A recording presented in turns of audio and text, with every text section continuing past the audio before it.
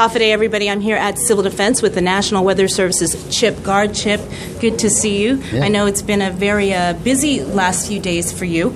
Well, it's been a busy last few days for all of us, and our crew, we have a crew's been working 12-hour shifts over at the National Weather Service Forecast Office. We have to augment when we have storms, and so we got a lot of people over there doing a lot of different things.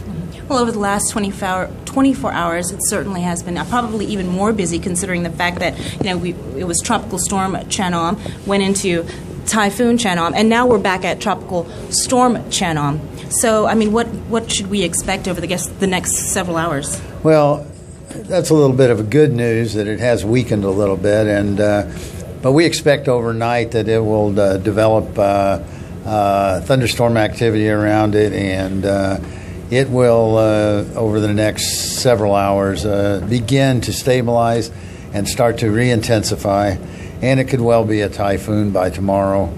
And once it becomes a strong tropical storm or a typhoon, then it has a much better chance of starting to move northwest toward the Mariana Islands. So the fact that it's weakened gives us a little bit of a reprieve, and that means that it's not going to get here for maybe 12 hours later than we thought it was going to get here. That allows us to reassess things tomorrow morning instead of going into a warning tonight. So it's not in a nice place. It's down to the southeast of us, and those are always dangerous areas. But we feel pretty confident that it's going to take a bit of time for it to redevelop and re-intensify.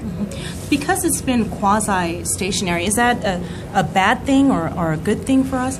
Well, it's a pretty good thing right now under the situation, because that means it's not moving toward us. I see. So, it's not going to re-intensify rapidly. Okay, it's going to take several hours, even up to a day, for it to regain its intensity, and then it probably will be that long before it starts moving toward us. So, we'll be watching it overnight.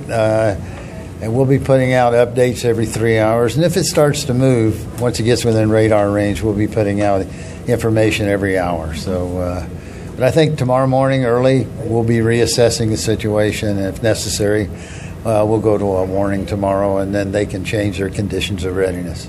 But I guess it is still important to note, and for people to understand that because it's been so erratic, they should still prepare. Sure, they can prepare, but they probably have prepared to a certain extent already, and they should make the preparations they need to make, because if something happens, it's going to happen overnight. If it waits till tomorrow, then they'll have most of the day to prepare. But and I think they probably will have time to prepare tomorrow.